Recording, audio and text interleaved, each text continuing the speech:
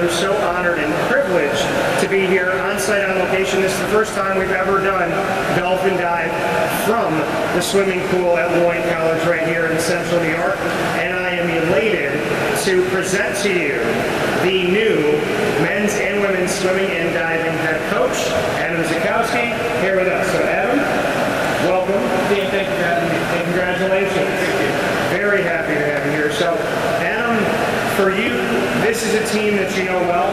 This is, obviously, you're no stranger to the program or to the men and women. So bring me into the process of getting to this point, because we know that the former head coach had kind of let known his transition out of here and moving on to the next era, next chapter of his life. So you knew ahead of time something was coming. How did you navigate the waters, so to speak? Dan, thank you for having me. I appreciate the time today. Coach Hannah and I have gone back for 20 years. I graduated from Moyne in 2004. He and I always stayed close. About 10 or so years ago, he asked me to come and help him as an assistant coach.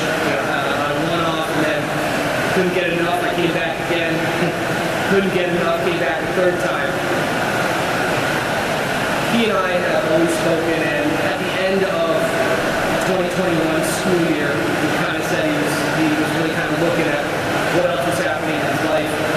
And once we started in September, he told me that he was ready to move on and talk with our athletic director, Beretta, and that kind of started the process of what was the next transition for the boys swimming. As we went through the season, Coach Hannah, as he stepped out, Mr. Beretta and the athletic administration started talking to me about considering being the next head coach. We worked through the process, and I happily accepted that position today. You know, we get to celebrate this moment with you right on the heels of you accepting the job. The emotions of going through this, bring me into that, because I could see it on your face when we were walking to the swimming pool here, and just you could see that kind of childlike excitement. So bring me into it.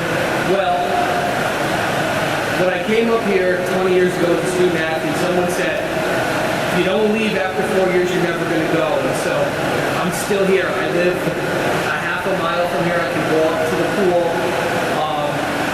Today's been a rush of emotions. It's been anxious getting to tell the team. It's been a little bit of wonder to watch everything happen. We spoke to the swimmers today at 2 o'clock. Mr. Beretta introduced me, a big cheer, and got emotional. I got the goosebumps, talking to the kids, talking to the swimmers, crying a little bit. It was an emotion I didn't think I was going to have, but it was like coming home. It was coming home and never leaving. Yeah, you know, and that's an interesting way to put it, because you obviously know this area very well. You know the school very well as a student athlete, and then to be an assistant and to have that hope and that desire. When you went through the process of it, did you always feel like you had a shot, or was it, hey, I'm going to put my name in the hat, I'm going to see what happens? I had always hoped that my connection to the team long term was going to put me in a position where they would consider me. Yeah. I think with applying with any job or any career or any kind of a position where you're public facing like this, you never know. You never know if there's someone else. And I thought the interview process that we went through was good. I have a really good working relationship with my colleagues in the administration, and the interview process was long. I had hoped that I would be the guy, and I was fortunate enough to be chosen. And in being chosen, like you said, you had the people respond with all the positivity. These student athletes really genuinely are excited. Why do you think they're excited to have you? I guess we'd have to ask them, right? As an alumni, as a swimmer, there's a bond you have with people, and being in the community and knowing some of these swimmers for long term. One of our seniors next year, I coached her when she was 10 years old. So I've had the connection to these swimmers for a long time. And seeing the excitement of where we can go and seeing that raw emotion, or that intense wanting to get better, just connected. I want to get better. I want them to get better. I want to bring this program to the heights that I don't know where we can go, but I think there's only way up. You know, and I think it's a beautiful thing here as we celebrate this edition of the Dolphin Dive, truly where you can dive, with the swimming and diving head coach for men's and women's here at Moyne College, Adam Zaczkowski. And Adam, for you, what made you so passionate about swimming in your life personally before you got to this point? I started off swimming when I was really little. I grew up in Connecticut, and my mom brought me to swim lessons when I was 3-4 months old. And we kept going to swim lessons. I eventually got onto a USA swimming team in Connecticut. And as a little boy, I played basketball and baseball, and I did running, and I always did those things and went back to swim practice. And I kept swimming. I had turned up, was a good youth swimmer. I swam with a USA Swimming Club and YMCA Club. I was lucky enough to make YMCA Nationals. I also attended a Jesuit high school in Connecticut, Fairfield University. Got brought into the Jesuit tradition there, connected through them with the Moyne Jesuit tradition. It's just all wound itself up together so that swimming and what the values we have are always tied. And it's just been a good connection over time.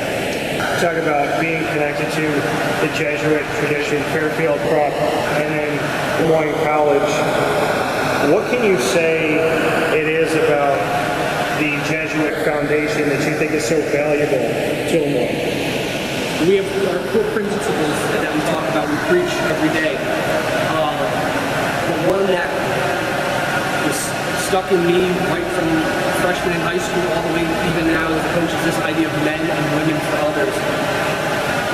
Being that helping hand, working so that you can help assist people when they need it, is really the cornerstone of what we do.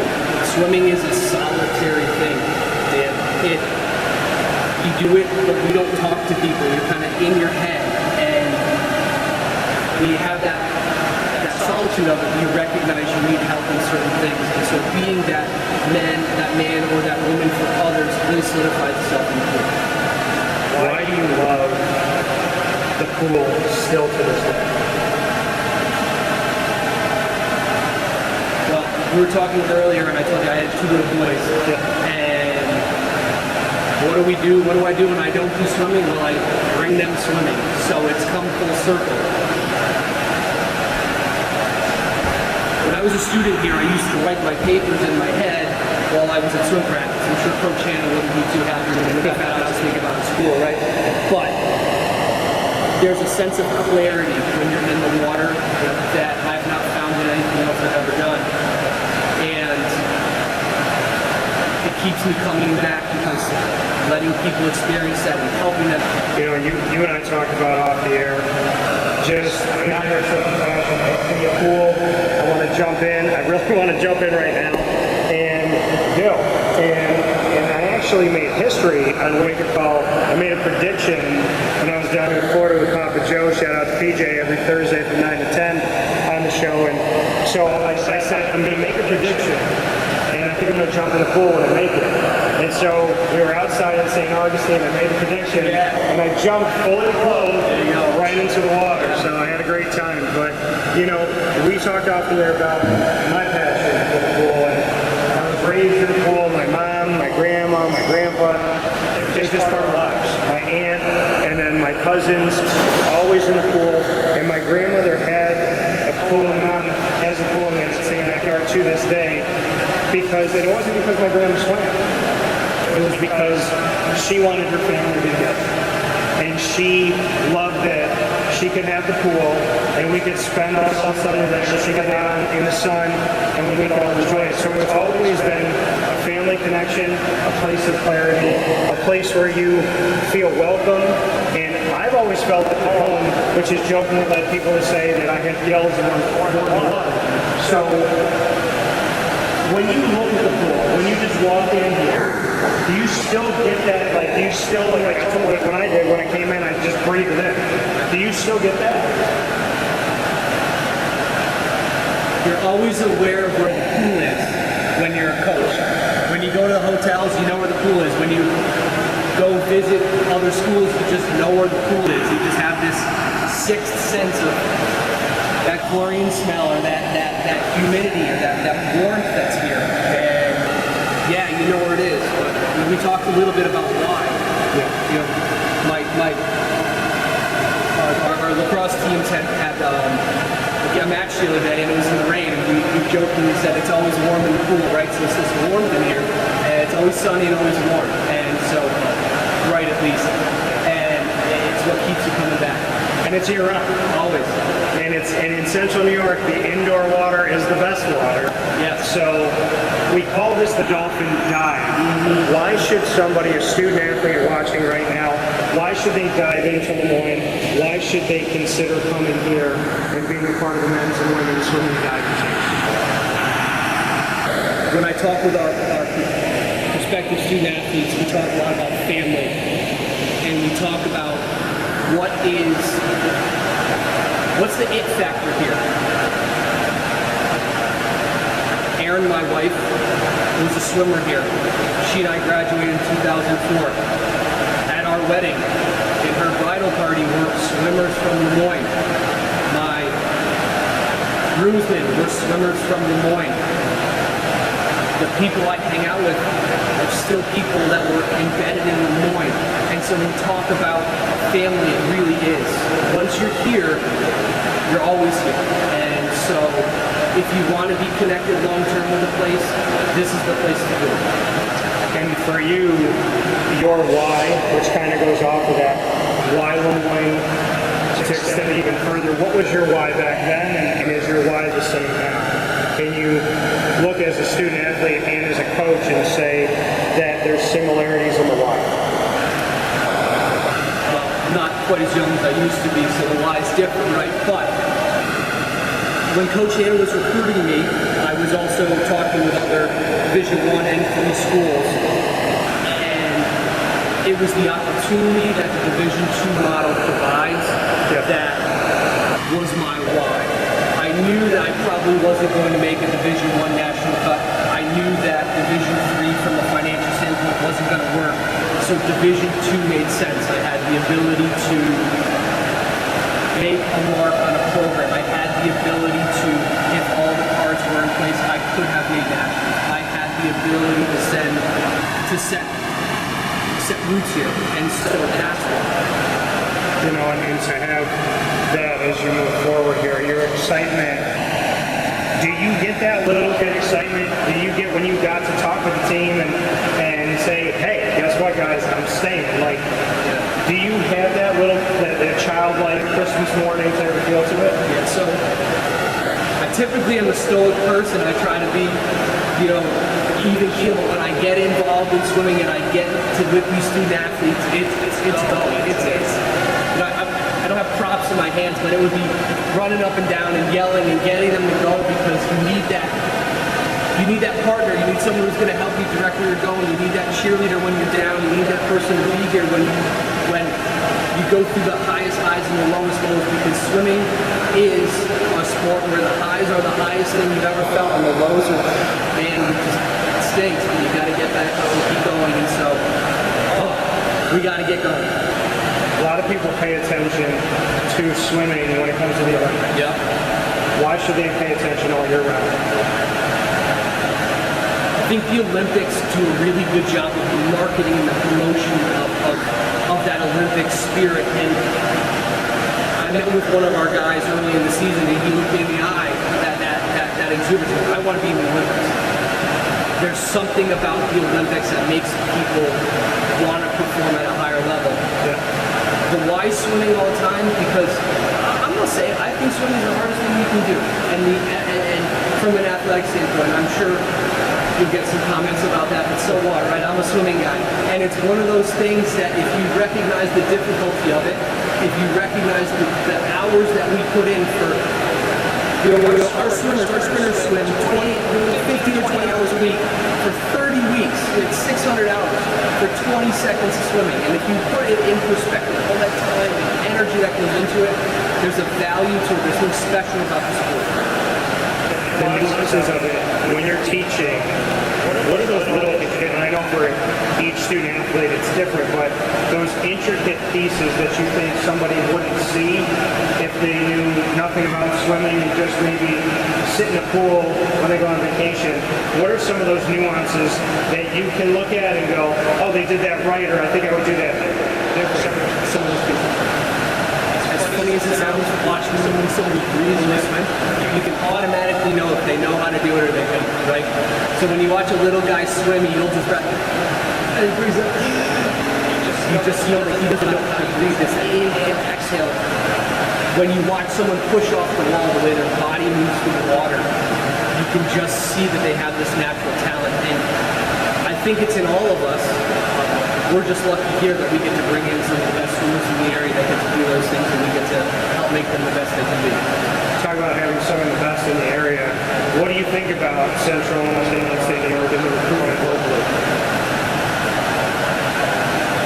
COVID put a big damper on swimming, and not just locally, but in a lot of areas. I think that the pandemic shut down a lot of swim teams because a lot of swim teams up here use indoor pools and we don't have the outside. So there's a 12-month period where swimming wasn't happening.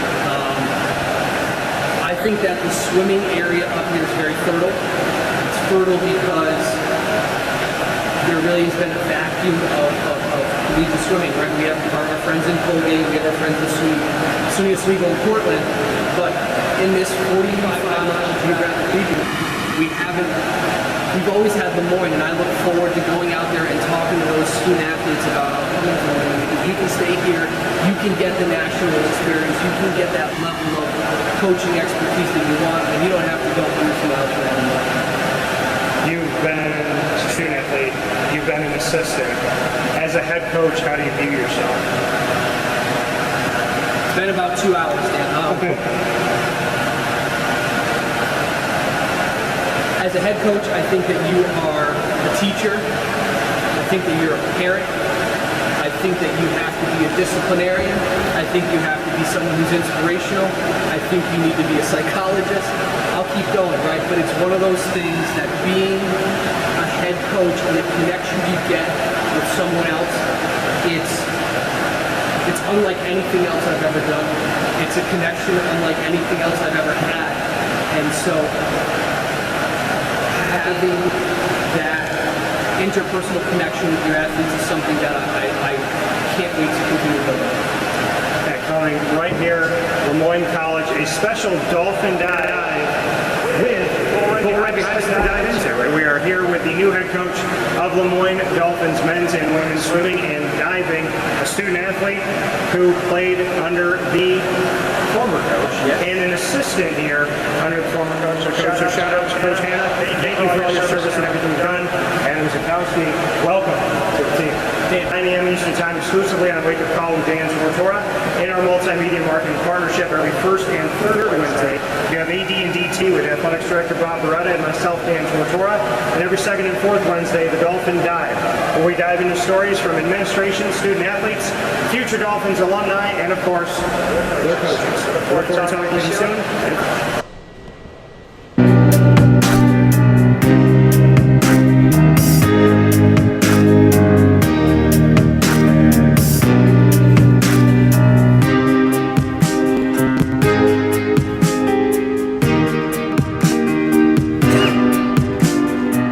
Carvel DeWitt, it's what happy tastes like. Do you know why? Because we make ice cream. Creamy, rich, flavorful ice cream. Not yogurt or iced milk like some of our competitors. Ice cream.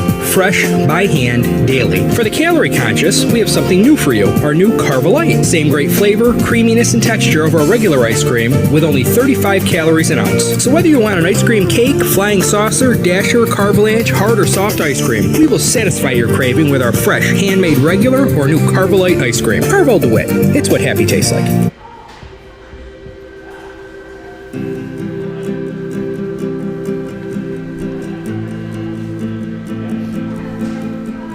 Cafe Kubal offers same-day local delivery of our products, offering no delivery charge for Onondaga County.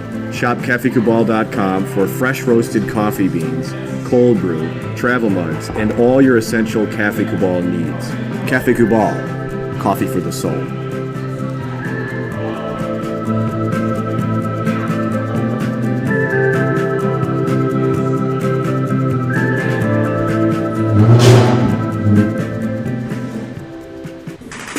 The Wildcat Sports Pub in Camillus, New York is located on 3680 Milton Avenue in the Home Depot Plaza. It is your family-friendly sports bar and restaurant. Folks, some sports bars aren't family-friendly. Some family-friendly restaurants are not sports bars. The Wildcat Sports Pub in Camillus, New York is proud to be both.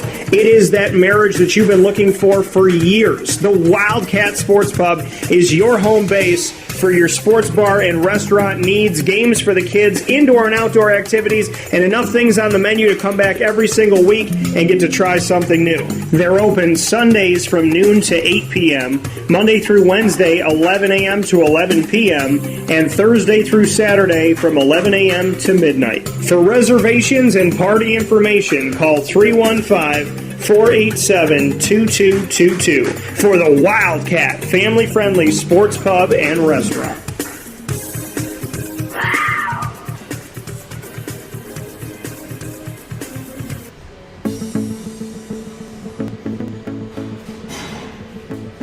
Avicoli's, located on the corner of Route 57 and Wetzel Road in Liverpool, New York, has been your trusted neighbor for decades. Located just steps from Liverpool High School, we're happy to have the Liverpool Warriors on-site, on-location broadcast at Avicoli's through Wake Up Call with Dan Tortora every single month, featuring student athletes, coaches, and administration throughout the year from Liverpool High School. Head out to Avicoli's today on the corner of Route 57 and Wetzel Road in Liverpool, New York, open Tuesday through Sunday for lunch, dinner, and drinks. We'd love to see you out there, and of course you can call them at 315-622-5100 for takeout, delivery, and catering. That's 315-622-5100, and also find them on myavicolis.com. That's myavicollis.com.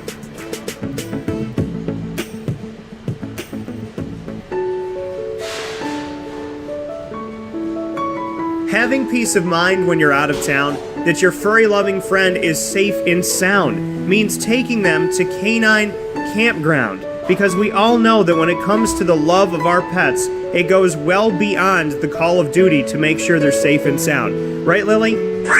So take a ride to 242 Johnson Street in East Syracuse, New York, and see Canine Campground and where your dog will be staying, in the classic cabin, the executive cabin, the grand cabin, or of course the luxury cabin, because if you know Lily, you know she loves luxury. Now you don't have to wait to the last minute to find a family member or a friend that'll take your dog for a few days. Call Canine Campground at 315-299-4013. That's 315-299-4013. Their drop-off and pickup times are Monday through Sunday.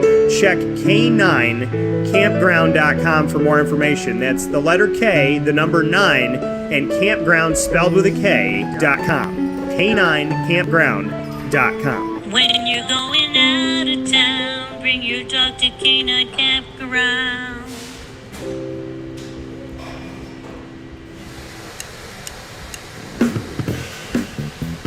PB&J's Lunchbox, the food truck that you love finding all throughout Central and Upstate New York, now has a street-side cafe. So when you're craving their traditional favorites as well as their out-of-box amazing menu items, you can now head to 663 Old Liverpool Road in Liverpool, New York, located just minutes from the highway, the Thruway, Destiny USA, and Onondaga Lake Parkway. PB&J's Lunchbox Street-Side Cafe is there for you Monday through Saturday from 9 a.m. to 7 p.m., serving breakfast, lunch, and dinner all throughout the day. Get breakfast for dinner, dinner for lunch, whatever you fancy, including their award-winning grilled peanut butter and jelly sandwich. Find them at 663 Old Liverpool Road in Liverpool, New York. PB&J's Lunchbox, where we love to know what's in your lunchbox.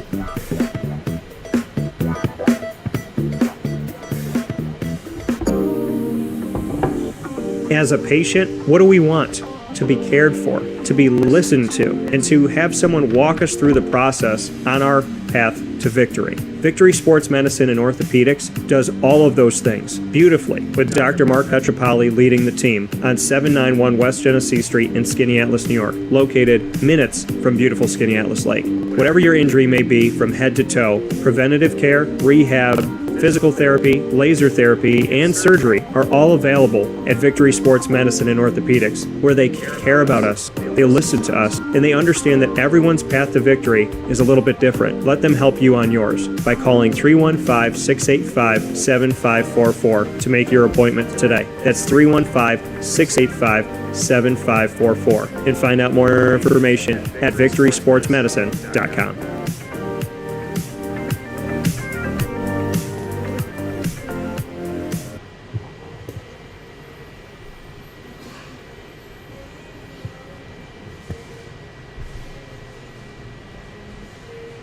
And a welcome back here to Wake Up Call with Dan Tortora from inside of Cafe Kubal. We're hanging out here where sports meets that thing called life, and you know that Cafe Kubal is a proud studio partner of Wake Up Call with Dan Tortora every Monday through Friday from 9 a.m. to 11 a.m. Eastern Time. And once a month we pick one of the cafes. We come out to you either on 3501 James Street in Syracuse, 401 South Salina Street in Syracuse, as well as 343 Fayette Street in Manlius, on the corner of Route 11 and Taft Road at Sweetheart Corners in their drive-thru location in North Syracuse, and today at 324 West Water Street at Creekwalk Commons in downtown Syracuse. My special guest for the duration of the rest of this broadcast is none other than Mr. Scott Landers, the Oswego State Lakers baseball head coach, who has added more names, more. It's like being a doctor, more like MDs and different things at the end of the name here. So more letters to the alphabet here with Scott Landers. But Scott, happy to have you back. Thanks for having me, Dan.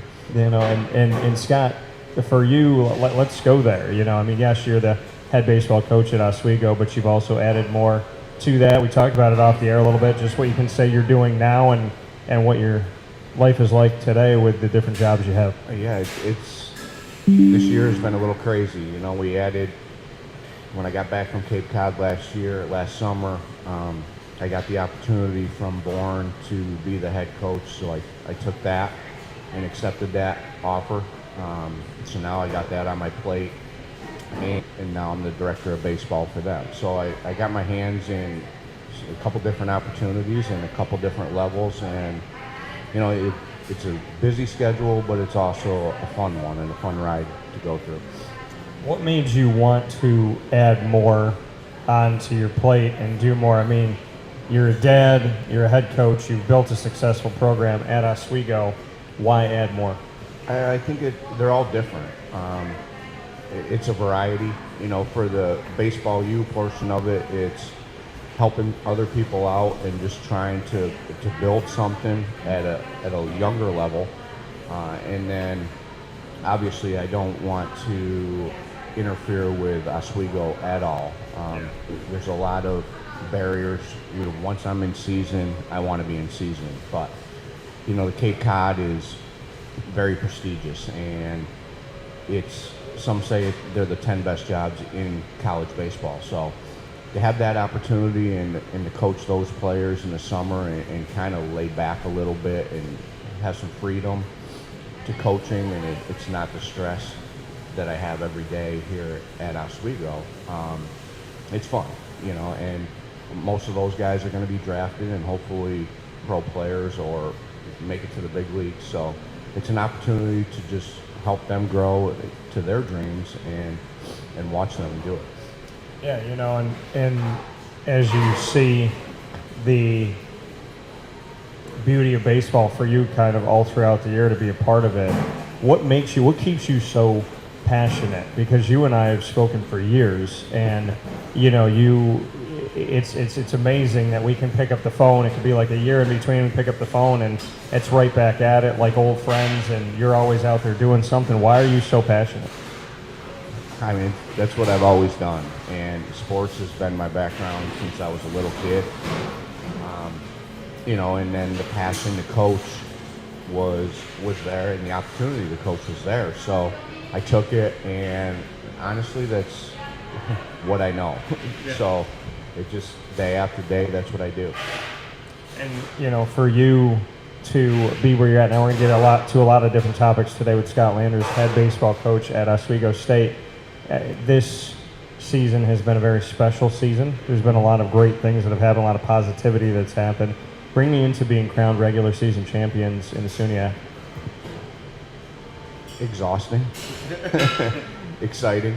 You know, it's Cortland and Brockport. You know, I want to congratulate the other teams in the conference for working hard and doing what they've done.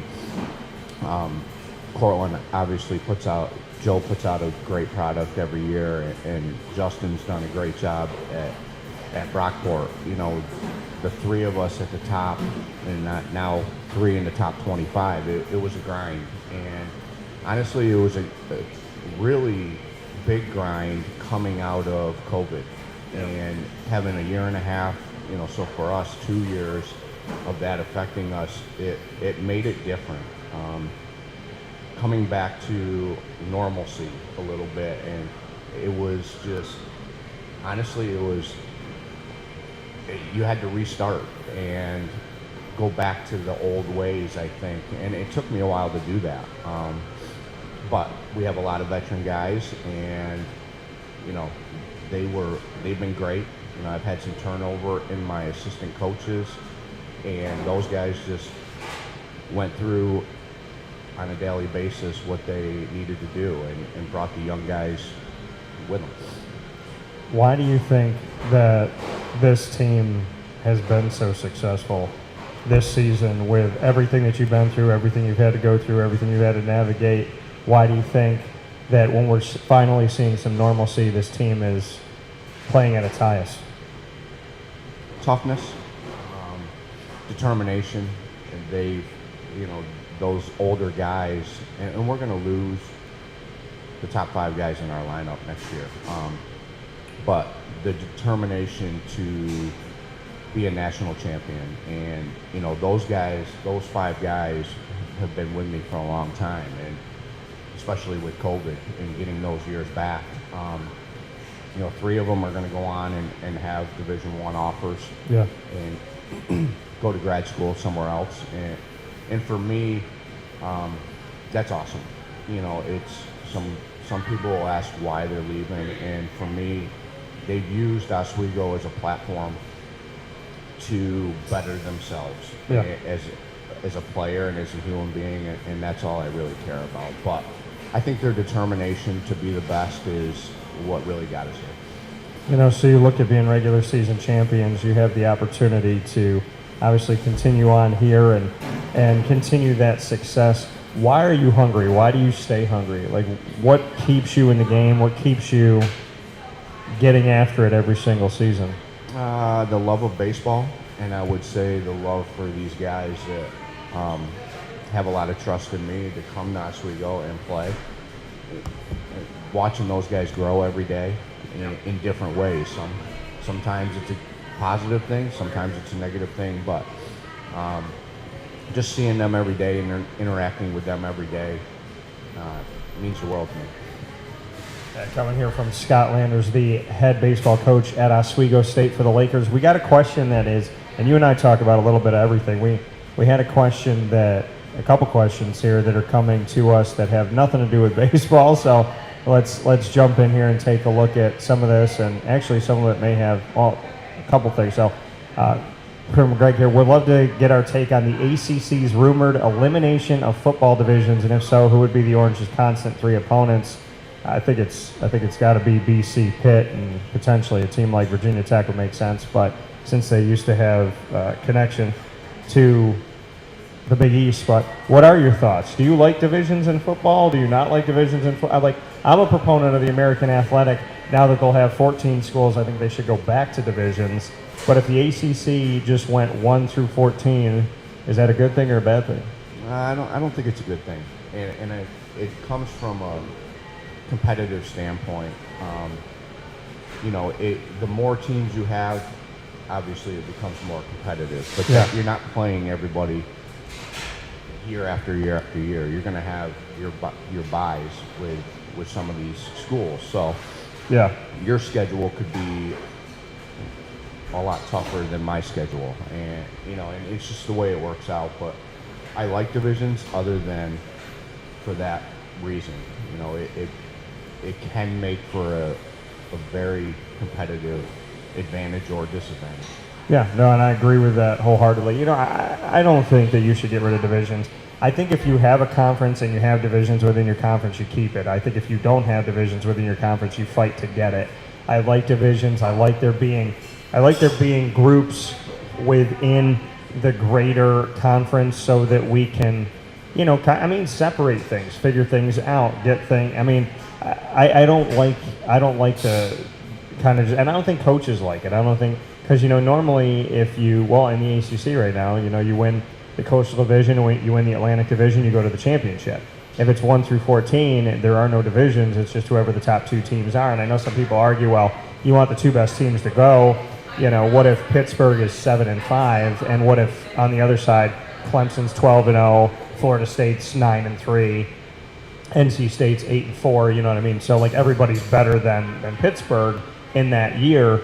So I understand that. I think you have to balance your divisions out better. I think the ACC could do a better job at that. I think the Coastal Division's wide open, and I think the Atlantic is always Clemson. So, for the most part, and I think the Atlantic, Wake's gotten better, NC State's gotten better. So that's a tougher division to play in my opinion, at this point. But yeah, I would not be a proponent of breaking it up. And then any opinion on Tom Brady and his rumored massive $375 million deal with Fox? That might be a bargain 5 years from now when he retires from football. Okay. So I don't know if you know this about me, but it took me a long time to call Brady the GOAT, because I don't think he's the greatest passer. I don't think he has the purest, best arm in the history of football, but what he did in Tampa, he's the GOAT. He's the greatest of all time. He's won more than everybody else, whatever. But if it's the greatest arm conversation, we're having another conversation. The fact that Tom Brady is signing deals and Fox is announcing deals, we don't know when he's going to retire. He'll be 87, by the way. So I have the inside track on that. He's going to retire at 87, 88 years old. But the reality for me is, why are we talking about, we don't know when he's going to retire. We don't know what's going on. And Fox is like, hey, just to let you know, we got him locked up. No matter what he does for the next year, 5 years, 10 years, when he's done with football, he's ours. So whatever deal they've signed with him has got to be pretty sweet. And they're really excited about it. They announced it on social media that hey, he's not retired yet, but when he retires, we got him. What do you think about him already having a future job and Fox announcing we have no timetable for this job, but when he retires, he's ours? That's sports today. So weird, though. It is. That's like somebody saying, hey, we know Scott's at Oswego right now, but 25 years from now, this is where we got him locked. It's, how do you sign a deal that says we don't know where, we don't know when, but when it happens, you belong to us? Well, I think Tom Brady's the new Michael Jordan or Tiger Woods. It's just more prevalent now because of the social media and the networking and all that. So, they got him. So, is he going to play forever? I don't know. He's not a great athlete by any means. But what don't you like about him? I wasn't ever a Tom Brady fan as well. I always thought Peyton Manning was better, and obviously Tom Brady's proved me wrong up to this point. Yeah. But he keeps on going, and he was a guy who overcame a lot. Everybody's seen the pictures of the combine when he came out of college and what he looked like and how athletic he wasn't. Yeah. And now he's, I don't know, 40, whatever 45, he is. yeah, around 45. And he's still going, so Yeah. it's pretty good. Yeah, he is. I mean, he's pretty good. And listen, kudos to him and shout out to him. Like, listen, you make that opportunity. I'm a business owner. You sign contracts and you got something down the road and you got plans for the future. It's a beautiful thing. So I don't knock him for that at all. It's just weird. I've never seen a broadcast company go, we have no idea when he's going to retire, but when he does, he's in our booth. And I'm like, well, you guys are going to have to deal with the fact that he'll retire, unretire. But it's funny because I had the opportunity to have a friend of mine on the broadcast, and always very appreciative to have Joe Theismann on. And Joe and I were talking about it, and when he retired, Joe was like, I don't think he did. He's like, Danny didn't think about it enough. He's a guy who doesn't make quick decisions. He's methodical. He's going to sit down with the coaching staff. And then sure enough, like 4 hours later, he said, I don't know if I'm retired. Then he retired, then he unretired. So, Theismann was right on point with that in saying, I don't think that this is necessarily going to be the end for Tom. And we don't really know when the end is ever going to be for Tom Brady. And so I think at this point, we have to kind of just buckle up and deal with the fact that what we know about Tom Brady is we don't know. And people got eventually exhausted of the Brett Favre saga of unretiring like 4 times. But, listen, Tom Brady, he's good, he's strong, he can come back, he can play. I'm happy for him. It's amazing. And at the end of the day, it's, I think now with social media, though, I think my thing with Tom Brady is just stay humble. And with anybody, it's stay humble. Like, you are the greatest of all time, but stay humble. Because once you lose that, I really honestly lose respect for that. 100%. And I think Tom Brady is very humble. I don't think he'll ever go the other way. He's a very good role model for, kids out there. I think he's a class act. Yeah, so we'll see where he goes from here. But to get back to divisions and whatnot, how do you look at that if there wasn't divisions and there wasn't separation? What does that do for a coach? Does that take something away? Well, like when you're a coach, you say, hey, we win our division, then we fight for the conference and whatnot. From a coaching standpoint, most of the coaches I've talked to are pro-division, more than free-for-all. So regardless of baseball, football, whatever it may be, what is the benefit, and do you stand with, hey, it's divisions are better? I think it depends on what level you're at. If you're at our level, Division III level, a lot of travel and money is at stake. So at their level, when you're talking the ACC and Syracuse, they have all the money to travel first class and do what they do. So I don't think it's really, like you talked about, if you try to even the divisions, I don't think it makes much of a difference at that level. For us, it does, because now the expenses become a lot more.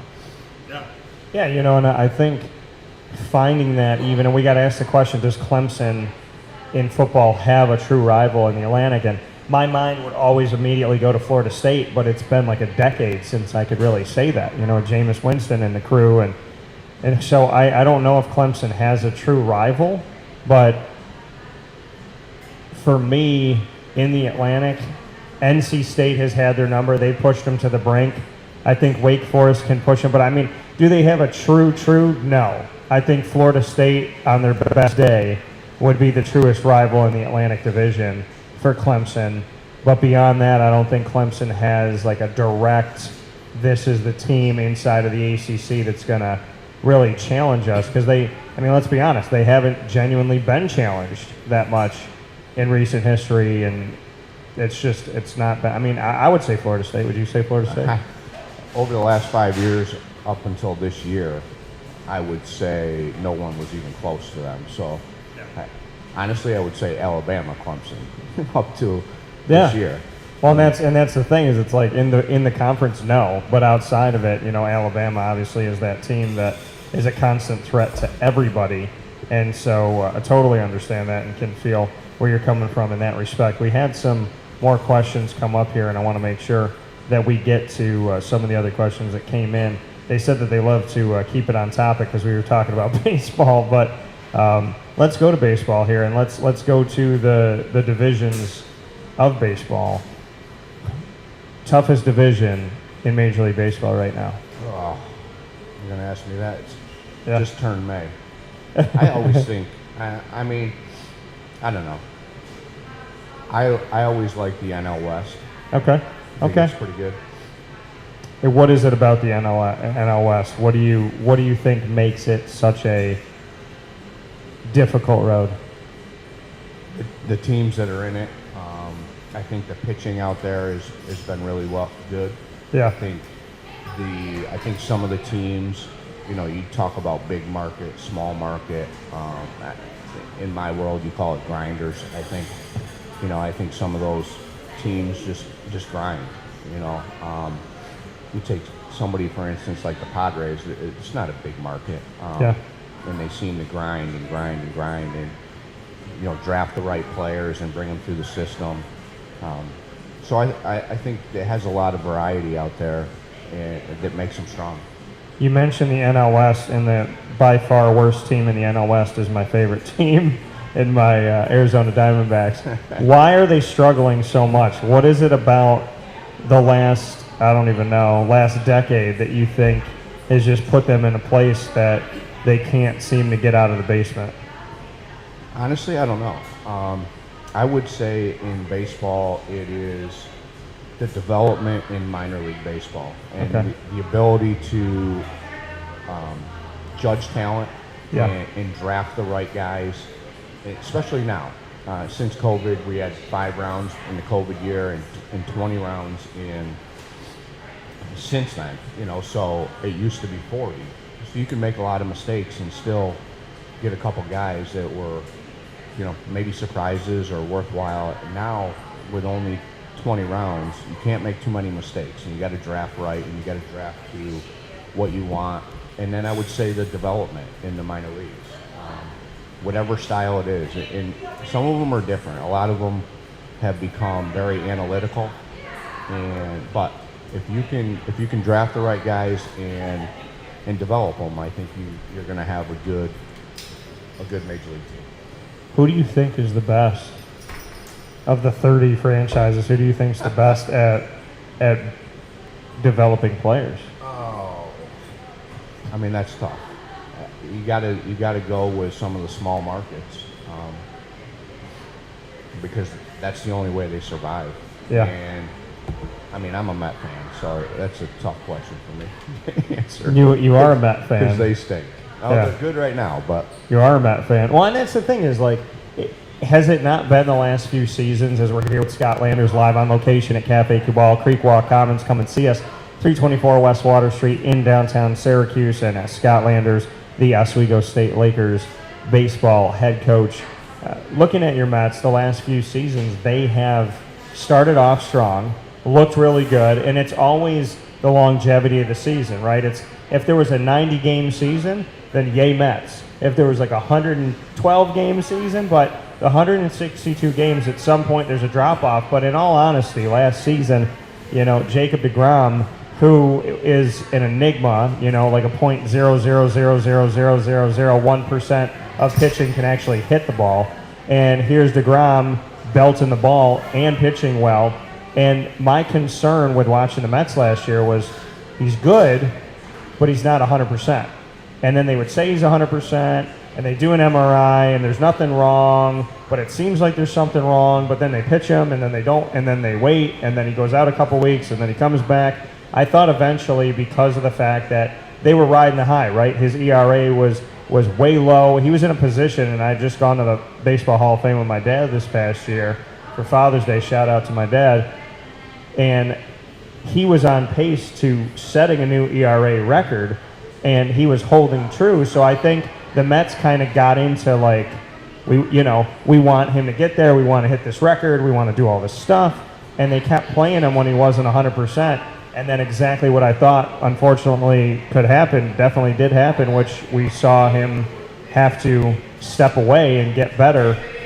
Did they mismanage Jacob deGrom last year and not do right by the fact of when he wasn't 100%, that they didn't let him rest more in trying to keep him out there? Because obviously he was arguably their best player next to like the Pete Alonsos of the world. Well, I would say the Mets, it's safe to say they weren't in contention last year. So, Well, they were when he was out there. kind of, though. you're right. I don't, you can never judge somebody, was it right, was it wrong?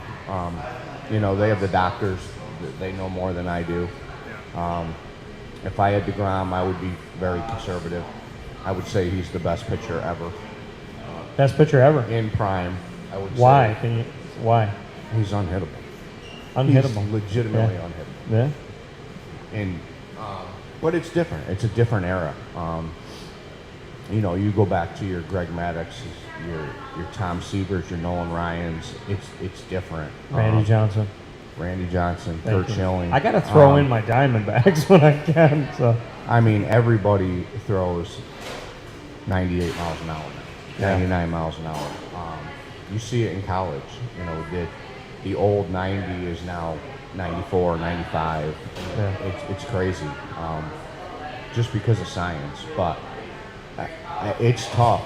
I mean, when you're 60 feet 6 inches away and you got to be a hitter facing 99 with movement and then ripping 92 mile an hour sliders off it, it's tough.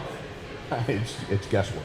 I mean, if they had let him rest more last year, would we have seen the Mets in the playoffs? Because, I mean, let's face it, the NL East, it was like nobody wanted to win it toward the end. It was like everybody's like, you take it, you take it, no, you take it, no, you take that. I mean, the Nationals weren't doing great. The Mets weren't doing great without DeGrom. And the Braves weren't doing great. I said the Braves were the weakest team coming into the playoffs, and I would still stand by that. Listen, they caught fire. They did what they needed to do. Take nothing away from them, and a big-time congratulations to the World Series reigning champions. But I thought that the Braves were the weakest team that got into the playoffs, and then, they did what they needed to do, and they handled business. But that NL East, it looked like if the Mets could just try to hold on. I feel like if they had DeGrom, how close that division was, there's no way that they wouldn't have made the playoffs.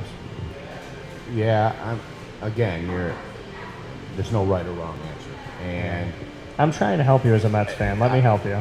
trust me, I get it. But realistically, when do the Mets ever go into September and October with a chance?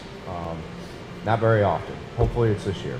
Yeah. But, I can't say whether they were going to be there or they're not going to be there. Yeah. I do know, now it's different, when you have a Scherzer in there that you can go to rather than just DeGrom. But they had more injuries than just DeGrom last year. Yeah, they did. They had a lot of guys go down. But you're right. I mean, the NL East is probably the worst division in baseball. Well, and that's the thing is it there should be talent coming through, right? There should be teams that are rising up. Like the Marlins have obviously struggled, but you got the Phillies, you got the Mets, you got the Nationals, you have the Braves. Like there's an anticipation that somebody's going to catch fire, somebody's going to be strong. At least two of them, you would expect. So the Mets now, Pete Alonso. So I never thought I would ever collect these. I collect the pop figures. And so I have an entertainment show called Superpowered Pop. Y'all can check it out at Superpowered Pop on all social media. But I was collecting these like bobbleheads, stuff of like Daredevil, Spider-Man, and then I was at the store, and because I had been paying attention to the Mets and I was around a bunch of Mets fans and I was watching, I started to like Pete Alonso. and then the man just went bananas at the home run derby. So I have a bobblehead now of Pete Alonso, so you could be proud of that. I have that in the studio for the Mets. Where does Pete Alonso, where does he reside in the world of baseball hitters in current times actively? I mean, he's good. He's a good player. I like Pete Alonso. Yeah. I didn't think he had a great year last year. You know, but he's a good power hitter. Yeah. You know, I just think you see the dips. Baseball is different today than it was when we grew up 20 years ago or 25 years ago. They don't steal bases. They don't bunt. Yeah. Everything, and guys throw 100 miles an hour. And so you're playing against a shift. So it's feast or famine. You know, it's home run, strikeout, walk. You know, those type. You're playing gray ball kind of, and Alonso fits into that mold. Why has baseball changed so much? Why is it changed from stealing bases? Why is it like you said, feast or famine? Why has it become less of the kind of, you know, systematic, let's wear them down, let's make sure that, I mean, do you think that there still are those players that can direct that ball and get on base and do those intricate things to kind of little by little, you know, scratch away at you, or do you not see much of that anymore? You don't see too much of it anymore. I mean, there's not a lot of Ricky Hendersons out there or Vince Coleman's. Why do I think? Money. Money. I mean, nobody wants to pay millions to a guy that steals 40 bags. They want a guy who hits 40 home runs and puts people in the seats or somebody that doesn't hit home runs, but consistently gets on base, consistently hits singles and doubles, you know what I mean? Like that to me, like, I think everybody's got their place on the team. I don't need any, if I got a couple guys that can crank home runs, then that's fine, but I don't know, I mean, you're a coach, but in my opinion, if the majority of my team can get on base and they can pick their spots and direct the ball and they can give me singles and doubles and triples, but not necessarily give me home runs all the time, I'm okay with that. If I have a couple guys that are giving me home runs that are, you know, that big time feast or famine, but then the majority of my team, if the rest of my rotation, I can rely to get on base and have a strong on base percentage, I'm good with that because statistically we're going to be okay. So I don't know. I mean, I'm not of the school of thought that you have to constantly crank home runs. No, but it puts people in the seats. Yeah, it does. Fans are in the seats. I do think the pitching has changed it as well. Like you go from a Scherzer, we'll say, or a DeGrom, and then four guys come out of the pen and are throwing 99 miles an hour. I mean, those used to be guys back in the day that were out coming back 2 days later or the next day. So it's a lot more situational, but there's just a lot more guys. And again, let's go back to it's tough to hit 99. Yeah. Why do you think, like you said, it's science, why has pitching become, instead of having like 2-3 guys in the majors that can throw 98, 99, that now it's like a prerequisite that you can get almost to 100? How did it change? How did it evolve? What'd you say? How did it evolve? Yeah. Or like that Honestly, evolution of the pitcher. Over the last 5 years, really. And I think analytics, biomechanics, and strength training, I think, are the three biggest things. I mean, we just understand the pitching mechanics way more. They're totally different and totally wrong. Not just different. It was wrong compared to what we do today. You know, so I just think the evolution of that and just all the science and strength training. I mean, strength training is a big portion, but you also see people breaking down more today because of those things. You know, in training and that element of it, I mean, you have to have some type of rock can do it. So, I mean, how do you get somebody there that, you know, I mean, some of these guys, they could throw a curve ball and maybe, you know, I mean, I just remember players used to like throw it at 68 and just harass you, throw it at 75, but in the strength training of it all and in the science of it all, what do you need from a pitcher, like just raw talent-wise, in order to get them there? Like, what do they have to already come in with? Because it's not like I, who played basketball my whole life and played Little League, that I could just walk up and you can, like, get me to 99 miles an hour. I mean, there's got to be something, some type of foundation. I mean, you got to look for athletic guys. You got to look for fast twitch guys. You know, it's hard. If you're not fast twitch, it's hard for me to get you fast twitch. I mean, it's just not going to happen. I can get a guy stronger. Yeah. I can't make him necessarily fast twitch if he's slow twitch. So I think those are the things. You know, there's two different pitchers. I mean, there's guys that are fast twitch with fast arms, and then there's guys who are power pitchers. You know, you take, for example, the guys like CC Sabathia and David Wells back in the day. I mean, they were just power pitchers. You know, you tell them to lose weight and get in good shape. I don't know if they pitch the same. I really don't. And then you got your smaller guys that are fast twitch, and the arm goes 100 miles an hour. And for those that don't know, when you say fast twitch, to those that are not baseball savvy, go a little bit deeper into that. Teach a little lesson here. Fast twitch fibers. Yeah. I mean, the speed guys. If you talk about a normal athlete, the guys who are fast, the guys who have fat. I mean, it's just fast twitch fibers in their muscles compared to slow twitch. I'm not going to get into the biomechanics because I don't know a lot of it, but I'm not that smart. But you know, it just goes. You can see from a naked eye, really, who's fast twitch, who's athletic. But then you put these guys. The other thing we talk about analytics is you put them on TrackMan, Rapsodo, and those shape pitches for you. Yeah. You know, you can be a dummy, and those things will tell you, if you have somebody that understands it, what you need to do and how to teach it. Coming here from Scott Landers, the head baseball coach for the Oswego State Lakers, hanging out with us on site, on location at Cafe Kubal, inside of the Creek Walk Commons location here in downtown Syracuse on 324 West Water Street. You know that Cafe Kubal is the proud studio partner exclusively of Wake Up Call with Dan Tortora every Monday through Friday from 9 a.m. to 11 a.m. Eastern Time. Before we take a step aside, I want to get to this piece of it for you. Is there a pitch that is dying in baseball or has died in baseball? You know, I grew up, you watch the fastball, the curveball, the slider, the changeup. Is there one of these that is losing the art, dying away? I would say curveball. Okay. You know, everybody wants to throw hard sliders.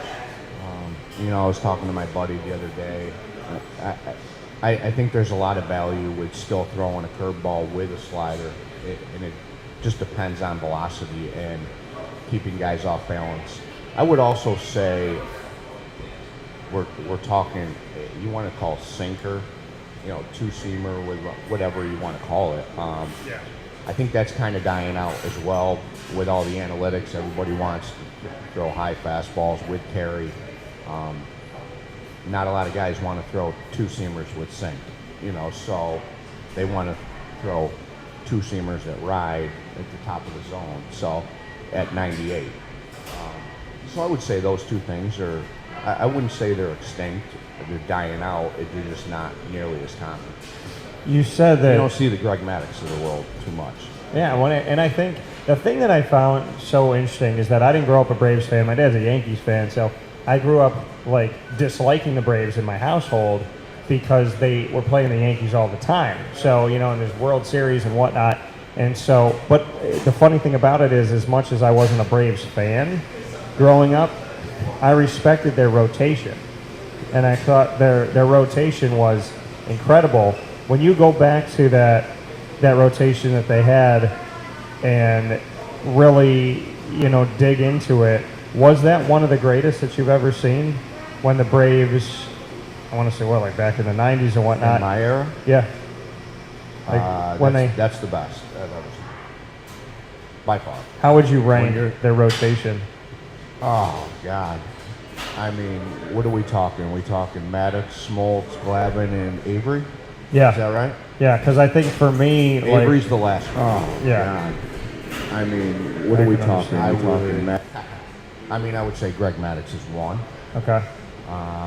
Probably Smoltz 2, Glavin 3, Avery 4. Yeah, because I think like for me, Glavin, Smoltz, and Maddox, there was just it was something about, and I grew up just kind of knowing this. I'm like, you know that somebody's good when you aren't a fan of the team, but you know them, and like you were trained in my household to not like the Braves, and yet I respected the heck out of it. Like I loved watching their pitching rotation, even though I wasn't a Braves fan.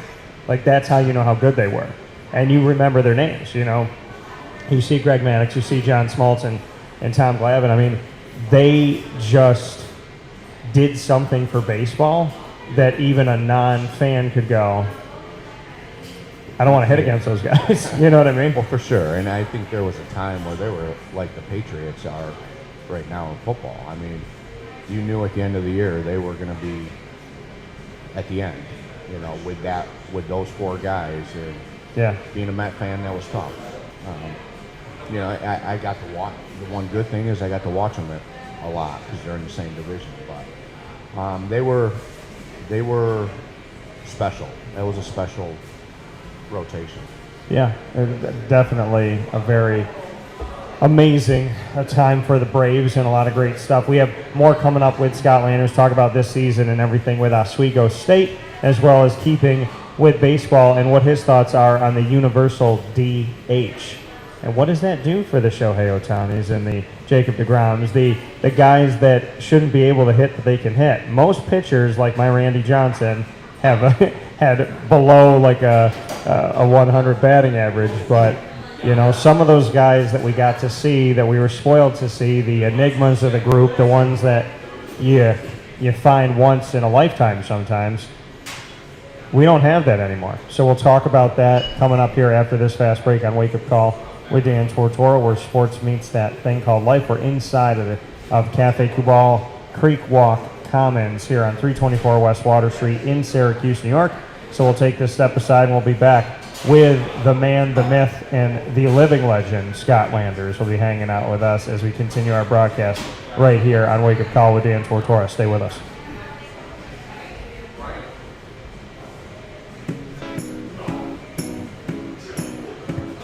In these unique times, there are those in our community that give us a sense of normalcy and positivity. Pizza Man on 50 Oswego Street in Baldwinsville has been here for you for over 35 years and is here now.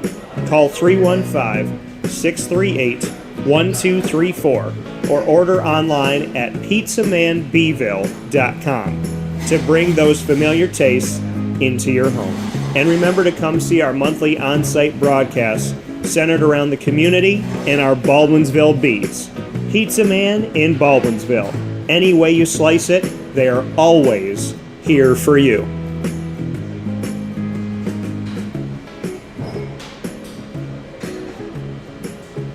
This is Jimmer Zaczkowski, owner-operator of Chick-fil-A Cicero, 7916 Brewerton Road in Cicero, right in front of the Home Depot.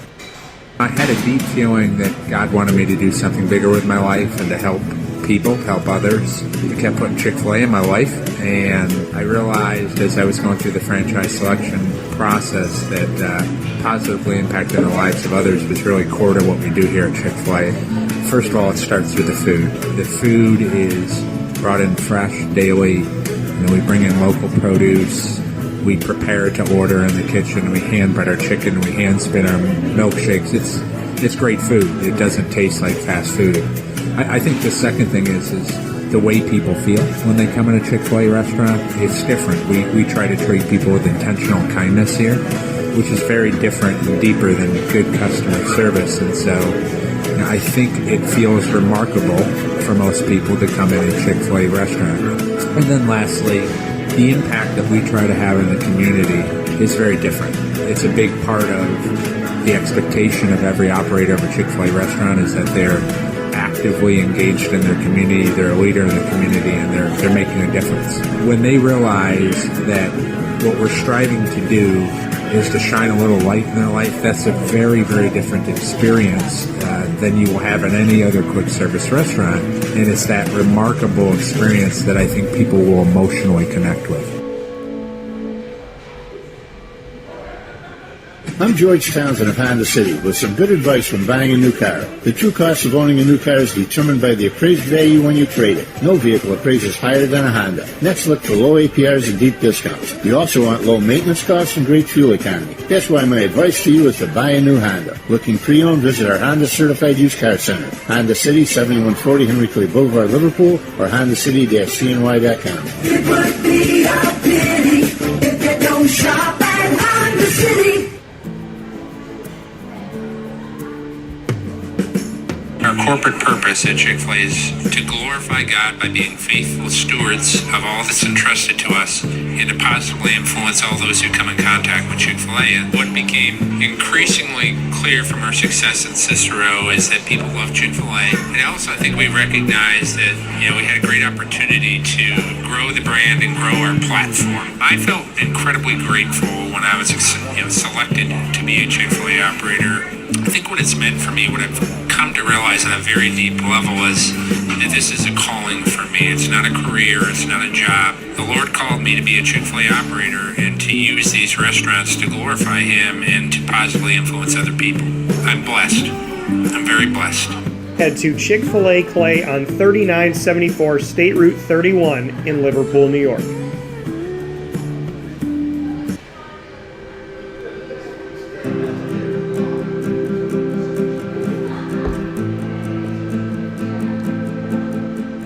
Cafe Kubal offers same-day local delivery of our products, offering no delivery charge for Onondaga County. Shop cafekubal.com for fresh roasted coffee beans, cold brew, travel mugs, and all your essential Cafe Kubal needs. Cafe Kubal, coffee for the soul.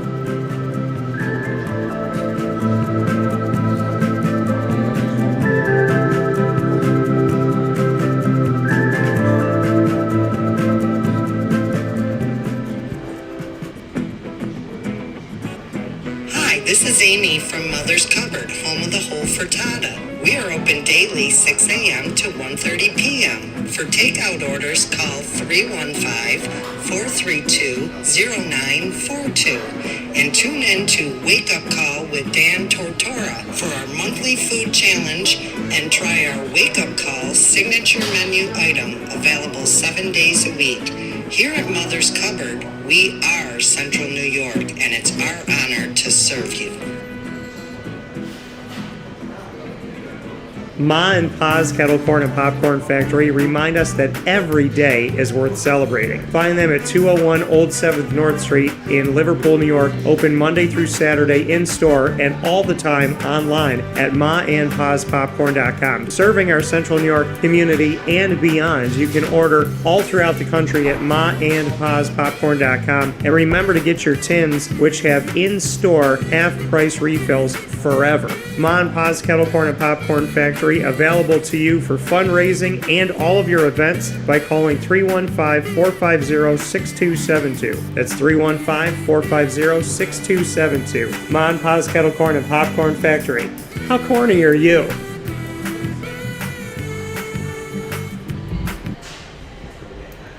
Welcome back here inside of Cafe Kubal, 324 West Water Street, here in downtown Syracuse. You know that Wake Up Call with Dan Tortora has Cafe Kubal as our proud studio partner every single Monday through Friday from 9 a.m. to 11 a.m.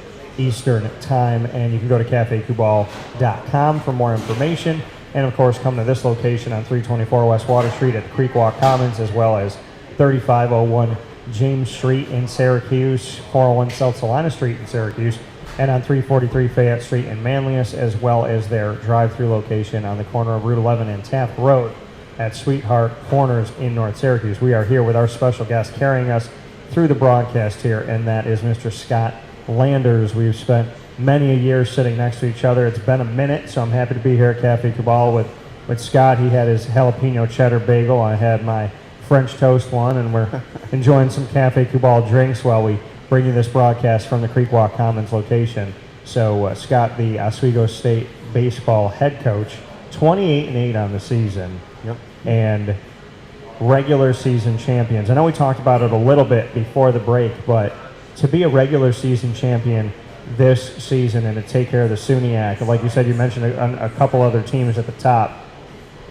How difficult is it in the SUNYAC, in your opinion? And when you become a regular season champion, what does it say about where Oswego State baseball is to kind of paint the picture of the level of talent that you have around you inside of the SUNYAC? I mean, we've been really talented, I think, since 2015. Even before that, but 2015 was our first regional. SUNYAC is tough, you know, like I always say. I played at Cortland. I have a great respect for Cortland. I love Cortland, but you know, I've had to do a job here, and you know, saying that about Cortland, they were the best, not the best team just in New York. They were probably the best team in the country year after year after year for 25 years. So, you know, Brockport's been to the World Series in the 2000s. So it's a very competitive league, and not just baseball. So it's tough. So the regular season can be a grind. And, you know, I thank the guys on the, you know, our players for having a lot of trust in me and knowing that Oswego is a good place to come, and we'll try to win, and we'll develop them. You know, so it's a grind, but you know, I think we've, over the last 7 years or whatever, taken care of what we need to take care of, and we're there every year. And like you said, with Cortland being so good, not just locally but nationally, do you think Oswego has done a good job? I mean, do you think you've caught up? Where are you now in that world? Do you think that Oswego State is becoming a perennial threat, not just in the region, but to win beyond? 100%. You know, I don't know. We don't get the respect that Cortland does, and I'm not saying we deserve it. You know, they've done it for so long, but you know, I would say in this era right now, we do deserve it. I mean, we're there every year. We've been to the World Series in 17 and 18. You know, I thought we had a team that could do it last year in the abbreviated year because of COVID, but right now I think we can do it. You know, I think these guys know that if we get on a run and we have some luck, that they can win a national championship. And, you know, but I do think we're respected nationally. How much? I don't know. And honestly, I don't really care. When did you start to feel the national respect? Probably 2017, when we made the first College World Series, you know, and we went back to back. So in my world of coaches and players, everybody knows who we are. Yeah. And that's what matters. You know, outside of that, you know, like I said, I don't really care. I don't really know. But with my peers and those types of people, we are definitely respected for year after year after year.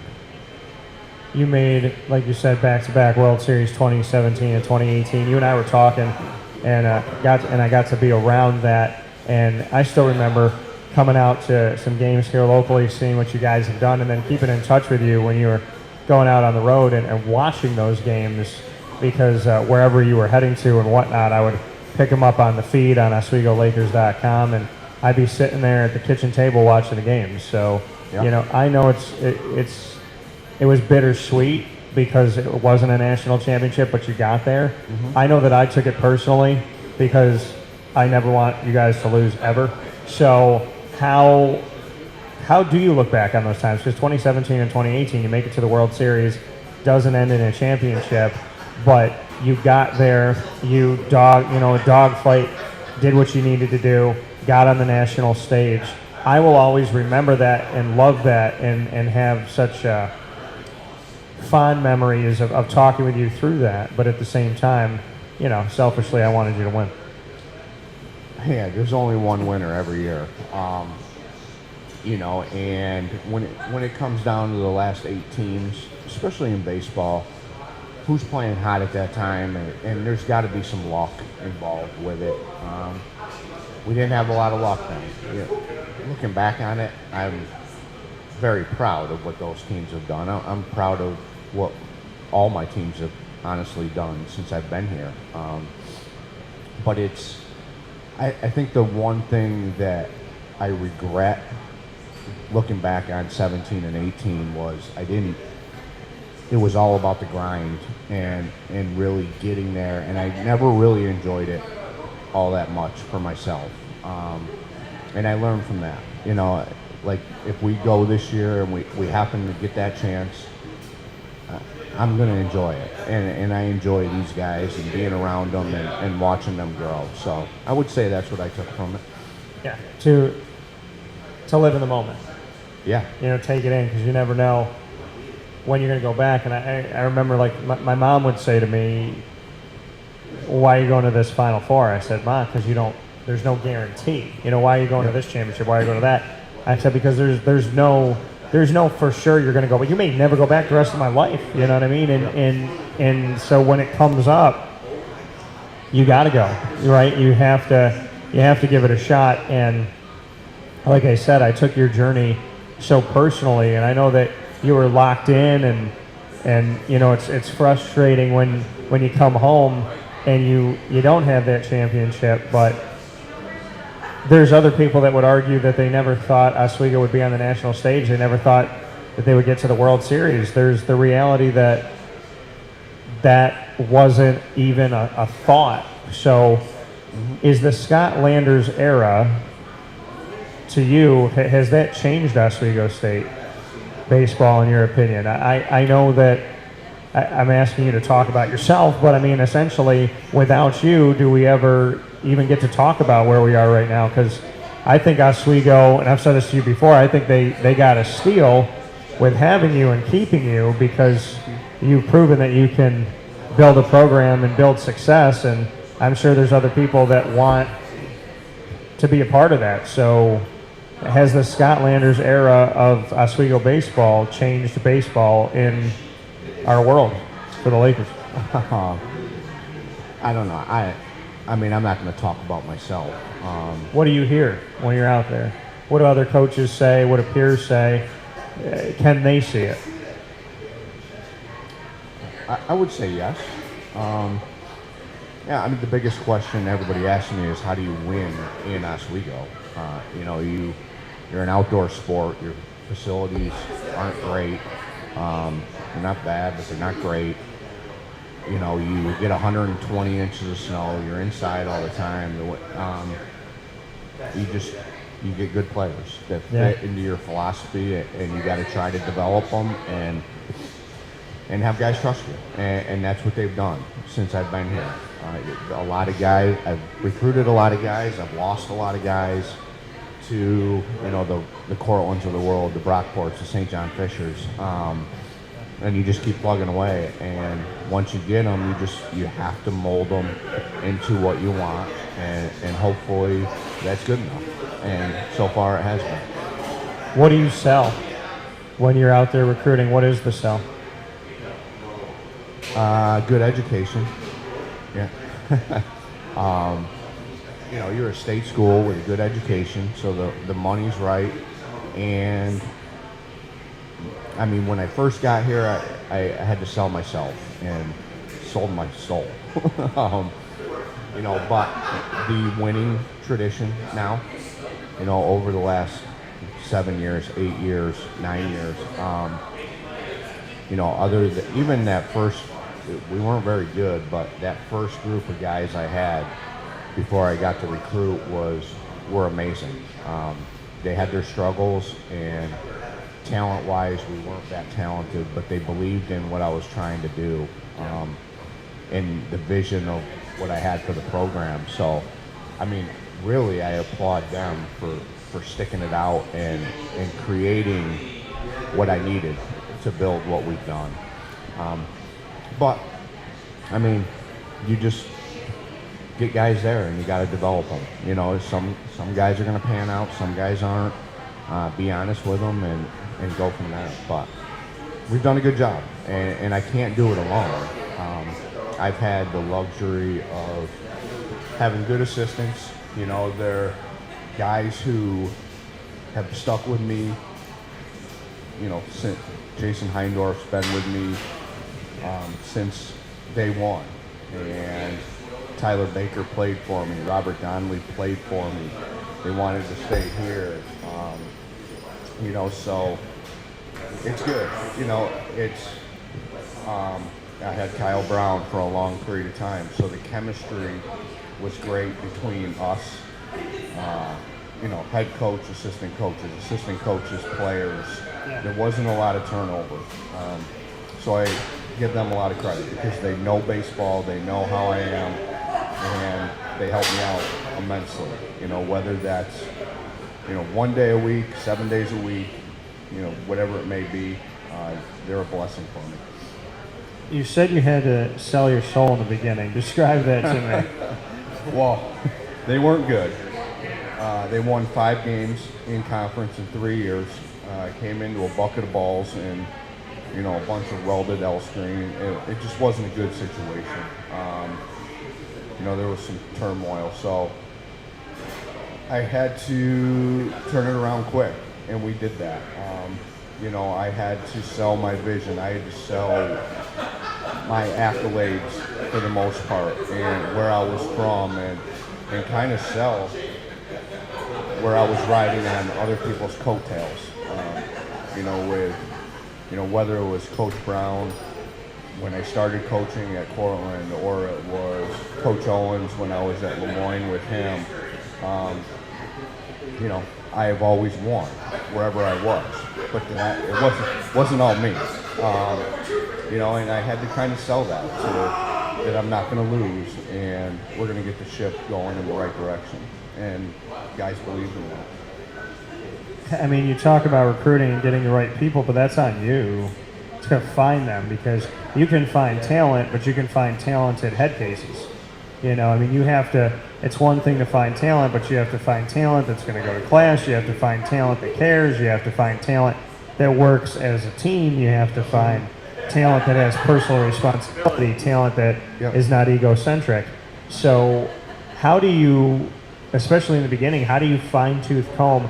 What is it about your ability to recruit that you can sniff out the really talented guys that are potentially problematic? We all make mistakes. Let's face it doesn't matter what level you're at, you don't always get it right. And you have to, the guys that you get right, you have to, they're the face of your program. The guys that you screw up on, honestly, for young coaches out there, you have to be honest with them. You can't sugarcoat anything, because in my eyes, if I say, hey Dan, you're not going to play here, it's not working out, I'm giving you an opportunity to go somewhere else. I don't want to sugarcoat it and say, hey, you might have a chance, and then you never get a chance. Yeah. And you sit here and wilt away at Oswego. So I think the biggest thing is be honest. Sometimes you might hurt somebody's feelings, but at the end of the day, I really feel like you're giving them an opportunity to stay or to go better themselves somewhere else where they might be a player. How did you successfully recruit in the beginning to bring in the right people? Because the right people change a program. So how did you find the right people off the bat? Connections. You got to feel them out when you're communicating with them and see, like, are these guys tough? Will they fit into your program? How are they socially? You know, there's a lot of things that go into it, and it's early on in my career, we could you talk about guys with baggage. We had a lot of guys with baggage, and what I did learn is the guys you can handle 1 or 2. You can't handle 5 or 6 or 10. It just doesn't work for your program in general. You know, the wins might be there, but all the off the field stuff or the grades, or it just piles up and it's not worth it for you. So, you know, now you have baggage. I don't have I have a short leash for that. Yeah. And it's not, I'm not going to have a lot of conversations with you. It's just, if you can't be a good human being and you can't go to class, and you know, you're going to have a strike, maybe 2, but I'm not going to tolerate it for very long. And it's just going to be a conversation where you and I are cutting ties. You know, it's, I want to help guys, and I'll give every guy a chance. There comes a time where you just can't take it anymore. And there's one of me, and there's 38 of those guys, you know. So if they can't do the right thing a majority of the time, and look out for themselves, then, you know, I think they might want to go somewhere else. Well, and for you, you know, I talked about this recently. When I was building my business in the beginning, you feel like, you know, you do whatever you can. Not whatever you can. I mean, to me, I have morals and values, so there's places I'm never going to go. But when you build, you feel like, okay, well, maybe you know you're worth more than this, but you take something, you get paid a little bit less. Or when I was starting my career, you're interning and you're not making any money. You're doing 10 jobs, you're getting paid for half of one. Like, I knew what that life was like. And when you start a business, you know, you're trying to bring companies in to believe in you, but it's something that you're creating in the moment. So you're trying to assemble things, and you're thinking to yourself, like, I know I deserve to be paid more. I know I deserve more. Like, I know I've worked for more respect. I know that, like, I shouldn't have to do this. And you talk about that in the beginning, right? Like, bringing guys in and having a lot of problematic guys, but you're trying to build it, and you're just trying to start somewhere. And then it's like you fall asleep, you wake up, and you're thinking, am I ever going to get to that point where it's like I can say no? Like, I can say to a business, listen, you don't fit my model. You can say to a player, you don't fit my model. Mm-hmm. I'm not going to put up with this. I'm not, you know, for me, like, you got to pay on time.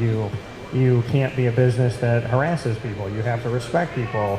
You have to be good in the community. I don't want to work with an owner that is absent and doesn't take part of their business. I don't want to work with somebody who screams at their employees, you know, in front of everybody. So there's things that, and like with coaches and players, like, if a coach is out there, you know, doing horrible things, I don't want to be connected to that. And a player might be an amazing player, but, you know, I've covered professional teams where players were really good, but they were head cases, and I'm like, I'm not going to interview that guy. Like, I don't want to give publicity to this negative action by this person. So you work and you work and you work, and you're like, I don't want to have to say yes to these places just to start something. You know what I mean? Just to bring in a player, just to bring in a business. And then you keep pushing, you do the right thing, you feel like you're not getting that player, you're not getting that business, you're not making that money, you're not making that headway because you're trying to do things the right way. And then you wonder, will I ever have the opportunity to say no, because you've set that standard? I have that. You have that. Yes. When did that turn for you? And did you feel like I feel, that you just like fell asleep one day, woke up, and you're like, oh, I can actually say, I don't need your money, I don't need to work with this because I want the right people? Honestly, when we went to the World Series, and it just coincides with when I had my own kids. You know, Kale and Mora at home. My whole life has changed, I think, in the way I view baseball with those two. There's more out there in life than just going and winning a baseball game. So, you know, with those two and going to the World Series, it's I got to have a lot of trust in these guys because I have to go home and take care of two little ones. So it's not worth it for me. It really isn't. Like, I'll just go get another player, and I got guys right now that understand that, the older guys, and they're like, Coach, they might come to me like, he's not good for our program, or, you know, they'll tell me things that I don't know from the outside world of baseball. You know, so I would say then 16, 2017, 18, back in there where it's like it's just not worth it. I've had successful guys that have left because of different reasons, and we were better off without them. Just because they were a cancer off the field. Yeah, and I think, and I commend that. I commend that you'll say, hey, listen, you're good, but I don't need all that other. And I tell people all the time, it works in being a business owner. It works in running. It works in running a team. It works in relationships and friendships. Like, there's no amount of pretty. There's no amount of talent. There's no amount of they're really good at this that ever can battle back crazy.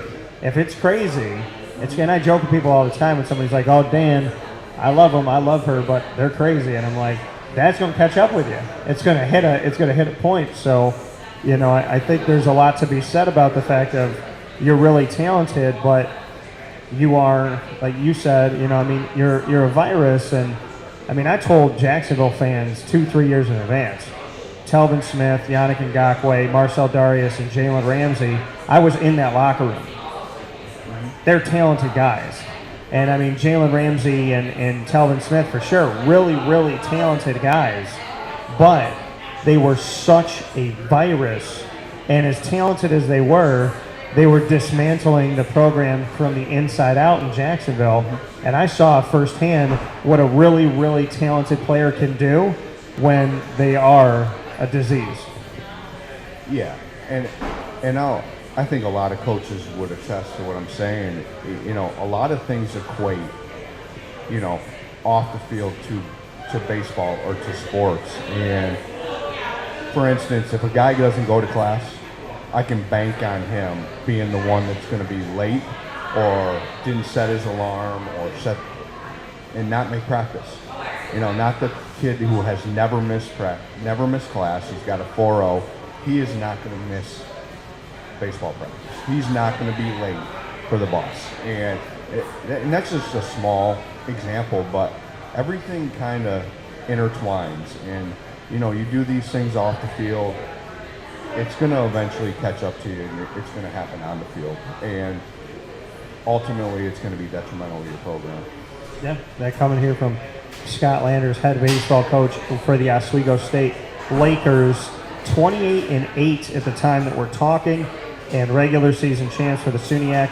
You're heading into the SUNYAC postseason. You're the number 1 seed, so you're hosting it, and you play, as we're talking here on Wednesday, May 11th, you play Thursday, May 12th, and there are games Thursday, Friday, Saturday. In a perfect scenario, what does it look like for Oswego to get out of this thing and move forward? Perfect? Yeah. 3 wins, 1 Thursday, 1 Friday, 1 Saturday, and blowouts would be perfect. Yeah. Do I see that? I hope so, but it's going to be a little tougher than that. And for you to look at, this postseason and being able to host it, being the regular season champs is a beautiful thing. And what does that do for you that this deep in the season, this late in the season, where, you are in the scenario of, every game matters and every game counts, but we are now in the 11th hour. To know that you're hosting at this point in the season, just what that does for peace of mind for the team, and the kind of not spoken about enough, which is when you're playing and you get to sleep in your own bed as opposed to having to sleep in a hotel or have to be away from home. I'll be honest with you. I like sleeping in the hotel room. Just getting up and getting on the bus and going. But it's nice. It's nice for the guys. And I think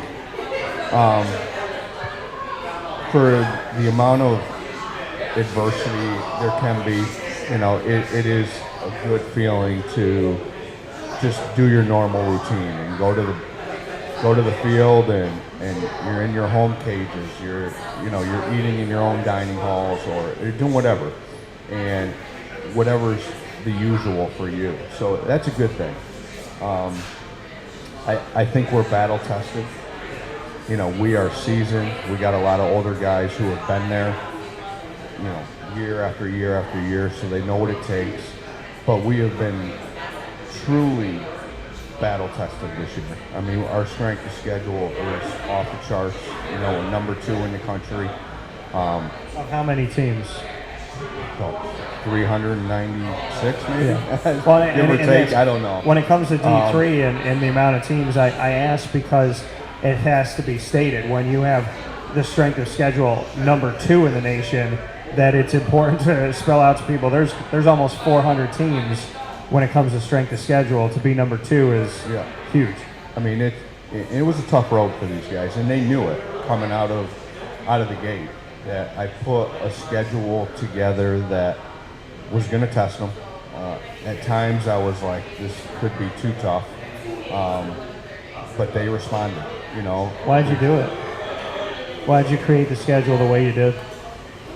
I always create the schedule to be tough, to be battle tested, to have a chance, if you don't win the SUNYAC tournament, that we have a chance, a legitimate chance for an at-large, because let's face it, over the last 7 years, it's been us or Cortland. We've always, one of us has got the at-large. So we've won the conference championship 3 times. We've got 4 at-larges. And then Cortland, vice versa. They've won it 4 times. They got 3 at-larges. So you that has to be in the back of your head. Like, you're not going to win it year after year after year, and you have to be battle tested for the postseason. You know, I thought these guys could handle it. I didn't get a say in a Florida schedule. That was just put together, and it became kind of a gauntlet. But, you know, the early weekend trips prepare us right out of the gate to deal with adversity. You know, when you go to Salisbury coming out of the field house and they played 8 games already or whatever it was, and they're the national champ, defending national champs, you got to play, and you got to face some adversity. And ranked number 1 at the time. They were ranked number 1 at the time. You know, and we had our struggles the first game, and then we played 2 great games with them. You know, but again, we showed we could come back from adversity in that first game of being actually on a field, not in a field house, and going to work.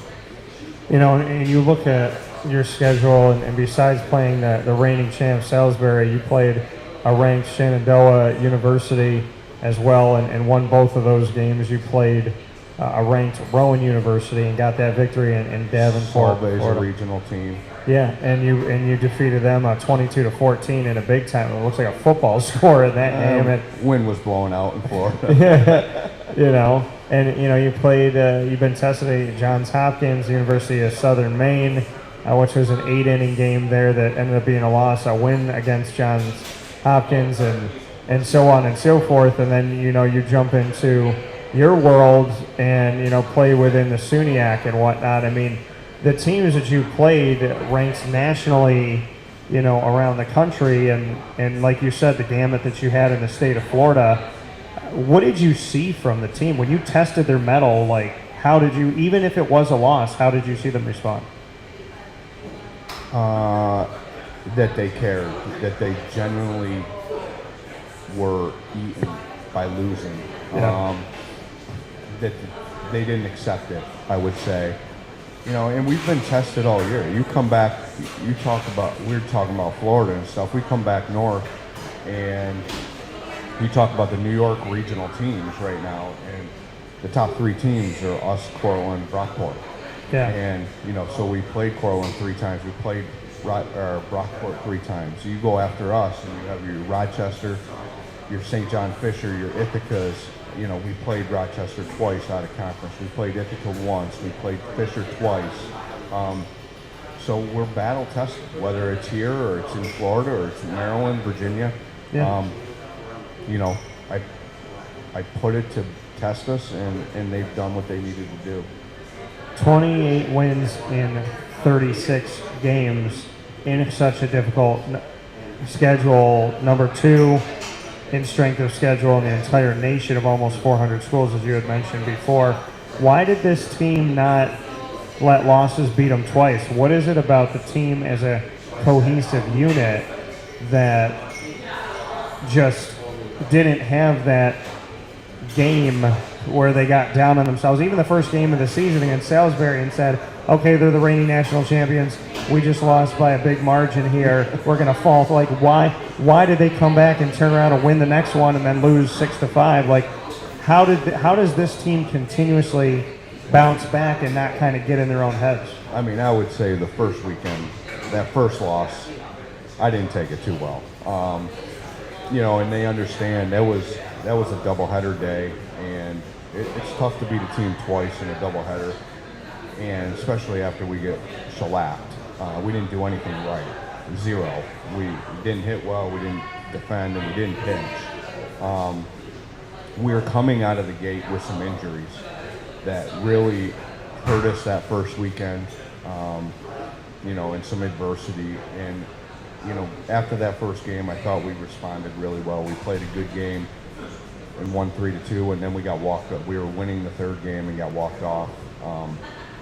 With all that adversity, I took a lot from that. But they're old, they're resilient. They understand that baseball, you're going to lose some games, and you're going to lose some games that you probably should have won, but you're going to win some games that you probably should have lost.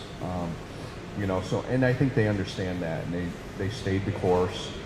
They know what they're going to do, and now we are at a point where now it's postseason. So I would say when we're clicking on all cylinders, we're pretty good. The brand of baseball that the Oswego State Lakers are right now this season, if somebody had not seen you at all, how would you describe the makeup of this team as you step into the postseason? Athletic, big, strong, seasoned, and can beat you in a lot of ways. We hear about teams in Major League Baseball that have really great pitching, but they can't hit to save their lives. Or teams that got those bats, but the rotation just can't stop anybody. How would you describe your team when it comes to defending, pitching, taking care of business to minimize those windows, but then also having the bats when you need them? How would you describe this year's team? I would say we've gone through a lot of different avenues to get where we are. We are defensively, we have some of the best in the country, if not the best in the country at certain positions. We struggle in other positions. Where are you the best, and where do you struggle, in your opinion? I mean, defensively, when healthy, I think our shortstop could be the best in the country defensively. I think our center fielder is dynamite. We moved him there this past year. He was our third baseman All-American last year. He is the best that I've seen in center field. Both older guys. Paulie's going to go to UConn next year and hopefully do great things. And Kyle in center field is done. When Luke can catch, we're as good as anyone there. We're very, very good defensively in some. And then there's other places where we just have struggled a little bit, and we roll the dice. And I think the guys have understood a good thing is what their strengths and weaknesses are. So we might put them in there at times for their strength and get them out of there because of their weakness, and put somebody else in there for their strength. Which is a good thing, and we can interchange guys like that. On the mound, we've had days where we've been really, really dynamite, and there's been days where, we've struggled. And I think when we struggle, it comes down to just throwing strikes, and they know that. When guys have the inability to come in and throw strikes consistently and hit spots, then anything can happen. But we've been, we have a lot of different ways we can win. We've won the football scores. We've won 2-0. So we got to put it all together. And like I said, if we're on all cylinders, we're tough to beat. How much luck goes into some of these games where you can prepare as best you can, and you can have a good eye for the ball and try to read the pitcher and whatnot, but there's days where it seems like you can't you can't buy a run, you can't buy a hit. So how much of it is luck, and where does that play into a game? Because, like you said, sometimes it's 2-0, sometimes it's a football score, and I've seen really good teams just have days where they just can't seem to connect, and if they connect, it's not enough in that day. Yeah, I mean, I think there's a lot of luck at times in baseball. Like I tell the guys, and we had this conversation one day, like, what comes around goes around, and you're going to have your days where you have 3 blue pits, and there's going to be days where you hit 3 barrels and you line out to the shortstop 3 times. So it all depends. You could be really good one day, but the umpire's giving you 2 inches on the outside corner, where you could be maybe not getting the outside corner, and now it's a different ballgame, with the pitchers. So there's a lot of luck. There's a lot of human error in baseball. Through the year, it all evens out, I truly believe. Postseason, you got to play well, and there has to be a little luck on your side. You got to catch some of those 5-6 hole seeing eye singles, the 3-4 hole, the bloopers. You got to be on the right side of the lineouts, because at that moment in time, most teams are evenly matched. Whoever plays well, probably going to win. What's the difference between almost a champion and a champion, in your opinion? What's the difference? Yeah, what are those things, those elements, those sometimes minuscule things that you can see that's the difference between getting there and almost getting there? If I had to put I would say culture. Teamwork, culture, tenacity, and will to win. I would say those things really put you over the edge. But I would say culture and just having trust in each other. Each player trusting the other one, each player trusting the coaches trusting the players, and just letting them play. That's the biggest thing. When you look at your recruiting footprint, where is it? Like, how would you describe your recruiting? Are you willing to go anywhere at this point with how you built the program, or what do you try to do when it comes to the recruiting trail? Bring in good players, good people. I don't really care where they're from. We got a kid from Australia who I love to death. He's awesome. He's 24 hours away on a plane from home. We got a kid from Boston. We got a kid from Pennsylvania. We got 2 from New Jersey. So we get them from we got guys from Buffalo to the tip of Long Island. So it doesn't really matter to me where they're from, as long as, I can connect with them. They're good people, and they're good players and want to get better. That coming here from Scott Landers, the head baseball coach for the Oswego State Lakers, as they get set to host the 2022 SUNYAC playoffs, and a hope for at least an at-large bid for the NCAAs, and at most to take care of business here and to be able to move forward and hopefully get one of those number 1 seeds. Why is this team even going into the SUNYAC postseason? Why do you think that the Oswego State Lakers can be argued as a number 1 seed? Body of work. And that's all you can really look at. We talk about 28-8. We get a lot of regional wins, regionally ranked opponent wins. Within our region, out of our region, we do not have a bad loss. You go through the losses, and there's not one bad loss. And again, it goes just back to the body of work and what we've done, through the course of 3 months. I said we get back to majors before we hopped out of here. The universal DH, when you're a Mets fan and DeGrom can crank them, and you look at Shohei Ohtani and what he's been able to do as well. But like I said, it's such a rarity. It's such a small, tiny percentage in the history of baseball of a pitcher that can hit. Universal DH, a fan or not a fan? Fan. Why? Because there's not too many Otanis out there. So it's, I really do think it gets another player involved. And I think that a pitcher just bunts 95% of the time anyway.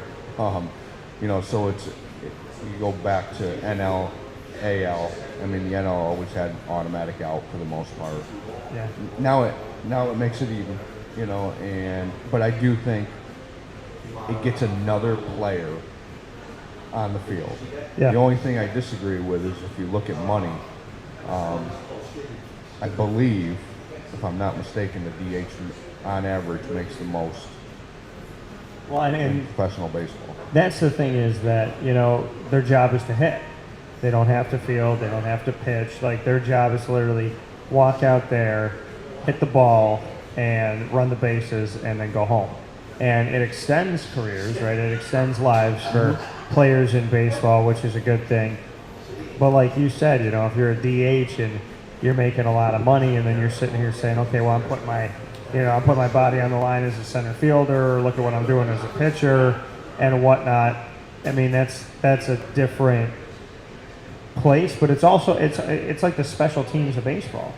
You know, it's like you're here to do this one thing.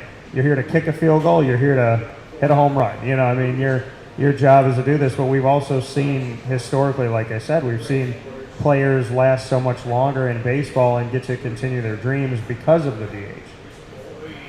Yeah, 100%. Yeah, I mean, you call it the special teams, and I agree.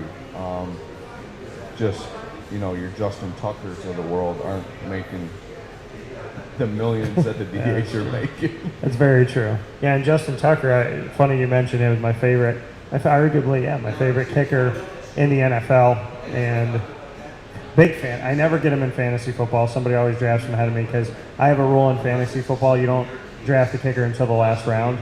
And there's always somebody that drafts a kicker the midway through the draft, and I'm getting my fourth or third running back, and they're going for their Greg Zerlines and their Justin Tuckers and Robbie Gould, who is like 150 years old, but I don't know why. But I always tell those people, go ahead, because I mean, even if your kicker's really, really good in fantasy football, what is he going to get? Maybe 10 points, 11 points, where my running back could get me 35. So, I mean, I always like drafting with people that do that, but defense and kicker last, right? yeah, defense and kicker always. Those are our rules. If you, Mike Sofka and I, who do fantasy football, every time we give advice to anybody, and we've done it for years in the Fantasy Football Power Hour presented by the Wildcat, and every time we sit and we talk about it, and somebody drafts a defense or a kicker, we just sit in silence in the room like, you've been told the rules. They try to outsmart you. Yeah, well, good luck. Good luck to them and doing, or the people that take 2 or 3 defenses. It's just a wonderful thing to me. But for you, Scott, in closing, I mean, we're embarking on what is a new season, hopefully another opportunity to the World Series, another way to get this done. Why is this year's team poised to be the team that can do it? You said that you feel like this team could get there. They could make this happen. Why do you believe that this squad, of everything they've shown you and all their body of work and who they are off the field and who they are on the field, who they are in and out of the classroom, why does this team have what it takes, in your opinion, to make history for Oswego? I just think experience and determination to be the best with the guys at the top, with the guys that need to be in that role. You know, it has been tough because not just me. I think with talking to a lot of coaches and coming out of COVID, with these guys having, you know, another year or another 2 years, you know, there's a big gap between your super seniors and your freshmen. You know, which is tough. It's tough to get them into what we're calling culture and doing things the right way. And, you know, it can be 18 years old or even 17 years old to, you know, 24. And that's a big gap.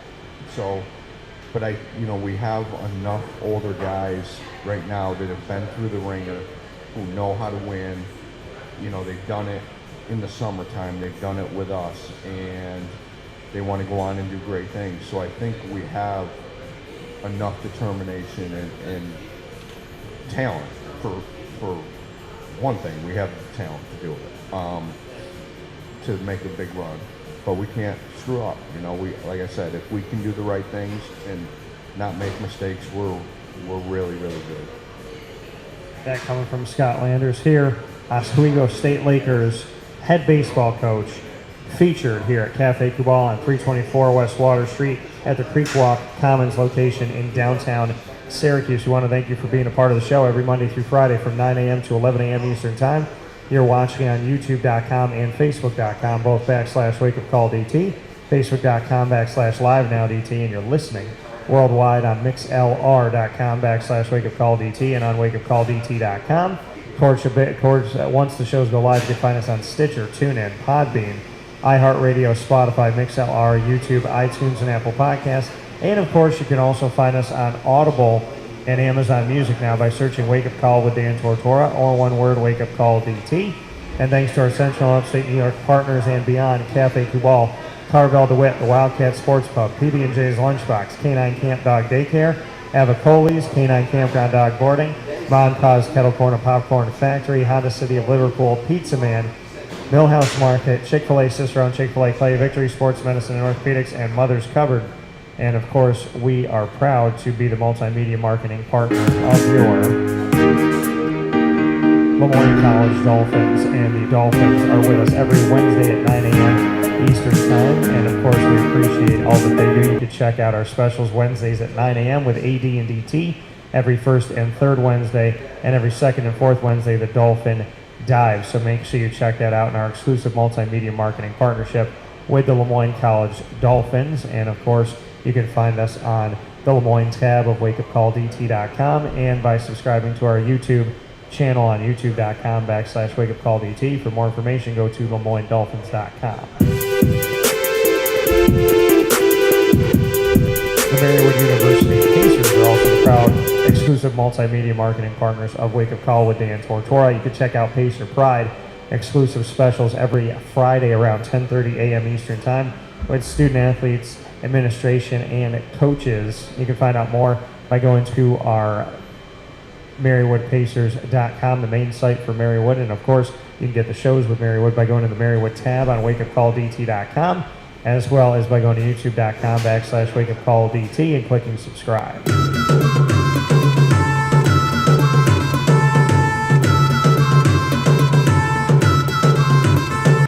The Bryan and Stratton College Bobcats of Syracuse bring you Bobcat Buzz specials every single month in our exclusive multimedia marketing partnership with the Bryan and Stratton Bobcats. Check them out on the BSC SYR tab on WakeUpCallDT.com and subscribe to our YouTube.com /WakeUpCallDT channel.